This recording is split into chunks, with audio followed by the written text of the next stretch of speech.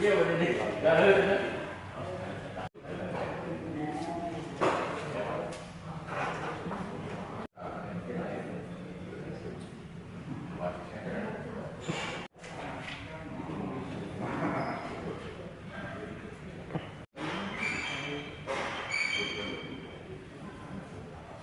Nasional ini juga perlu didukung dengan pengelolaan pajak yang profesional. Kesadaran masyarakat dalam membayar pajak. Lebih jauh, pengelolaan pajak yang baik akan mampu menciptakan lapangan perekonomian nasional yang berkeadilan. Sesuai perannya, ini diharapkan mampu membangun perekonomian nasional yang berkeadilan. Dan ini dia, kita persilakan. Trennya justru lebih kecil, ya, negara yang sudah 2021. Kenapa? Karena dananya lebih diprioritaskan untuk lihat anggaran kesehatannya justru menaik pada tahun 2021 dan 2022 karena menuju ke kesehatan. Anggaran infrastruktur juga terus sangat memprioritaskan pembangunan infrastruktur sehingga secara nominal anggaran infrastruktur ya, pada tahun 2021 Gini ratio kita itu relatif masih 0,3. Ada dilema selalu dalam ilmu ekonomi, maka tren Gini ratio pasti akan naik. Nah, ini udara esnya cair, permukaan laut meningkat. Apa akibatnya, Pak? Di laut. Jadi pemanasan global sudah di depan mata, Pak, di depan kita. Dalam hitungan 50 tahun kita tidak melakukan sesuatu. Yang kuratifnya menanam mangrove jutaan, janji ke dunia 2060 kita harus net zero bersih. Digital tadi, Pak. Jadi tidak bisa dilawan. Dulu pijit HP ngasih makan ikan, ya, pijit HP bisa nyerang tanaman, nyari ikan penduduk. Tapi karena jumlah kami hanya 27 daerah, sementara yang tadi di Jawa Barat eks rupiahnya kali 27, ini sedikit. Padahal penduduknya lebih perjuangkan, ya, termasuk contoh ya pabriknya.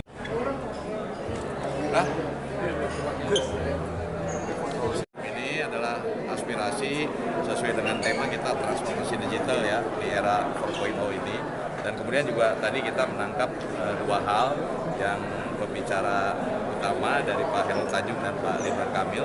Yang pertama, Pak Hairul Tanjung mengatakan idealisme dan pragmatisme ya di situ, kuncinya di situ. Nah, memang kaitan dengan potensi pendapatan itu harus melihat ke itu.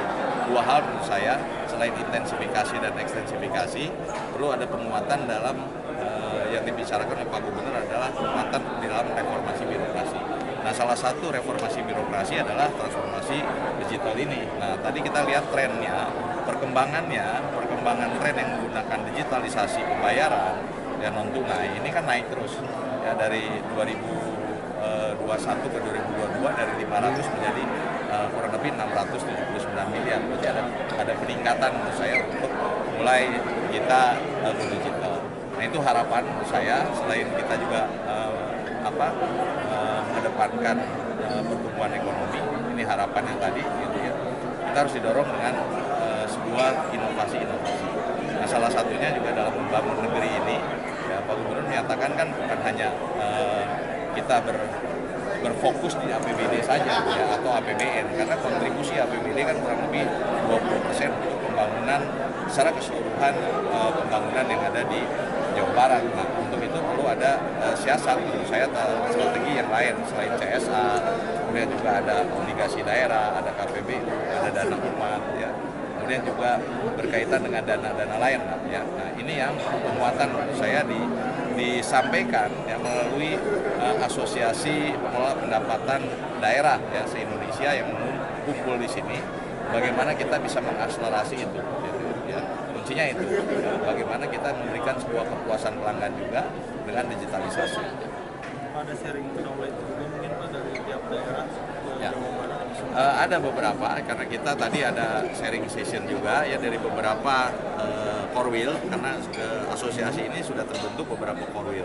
Ada Sumatera, ada Jawa, di Kalimantan, kemudian juga Sulawesi dan sebagian Maluku dan Papua.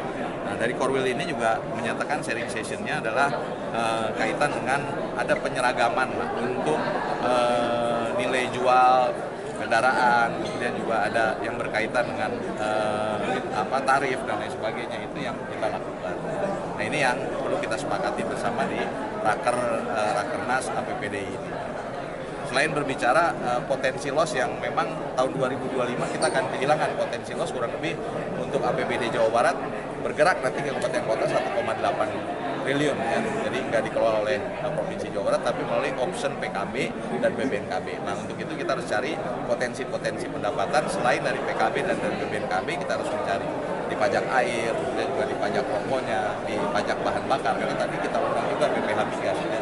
Untuk pajak bahan bakar kendaraan bermotor ada keseragaman antara harga yang diberikan tarifnya di DKI, di Jawa Barat sendiri. Kalau berbeda misalkan penggunaannya atau tarif yang berbeda, ini kan nanti potensinya akan mungkin belanja di Jawa Barat ya, nanti akan tertarik di sini gitu ya. Nah, ini yang perlu kita seimbangkan menurut saya melalui tadi beberapa pembicara selain seri session juga, kemudian juga arahan-arahan dari para tokoh tadi ya, bagaimana kita membuat sebuah strategik untuk meningkatkan potensi pendapatan di daerah.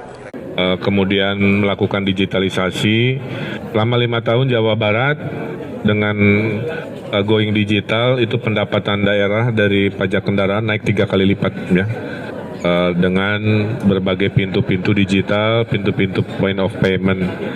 Kemudian kita harapkan dan Jawa Barat PAD-nya sudah lebih besar porsinya untuk APBD, menandakan fiskal kita ini sangat sehat.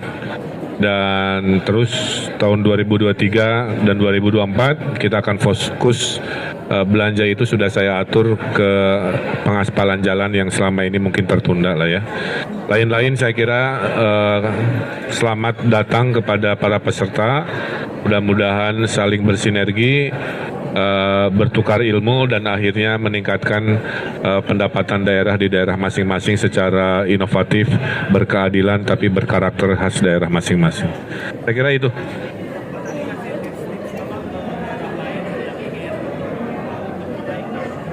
Ya, saya bilang membangun daerah itu jangan selalu APBD kan. Ada 8 pintu tadi saya terangkan, dari pinjaman daerah, dari CSR yang harus dikejar, dari yang namanya obligasi daerah, dari yang namanya dana umat untuk kegiatan sosial. Kalau semua minta APBD segala urusan nggak cukup, karena APBD itu maksimal hanya 20% dari 100% kemampuan membangun. Dan tadi poin utama itulah mungkin menginspirasi agar jangan berpikir hanya APBD tapi berpikir cara lain untuk membangun daerahnya dengan segala keterbatasan. Apalagi tadi pagi Pak Presiden sudah meriliskan Indonesia Emas 2045, target dari 5.000 US dollar per orang per tahun menjadi 30 ribuan per orang per tahun. Mimpi itu harus dikejar dengan ekonomi digital, ekonomi hilirisasi, tidak boleh ada stunting, politik harus kondusif dan berkelanjutan.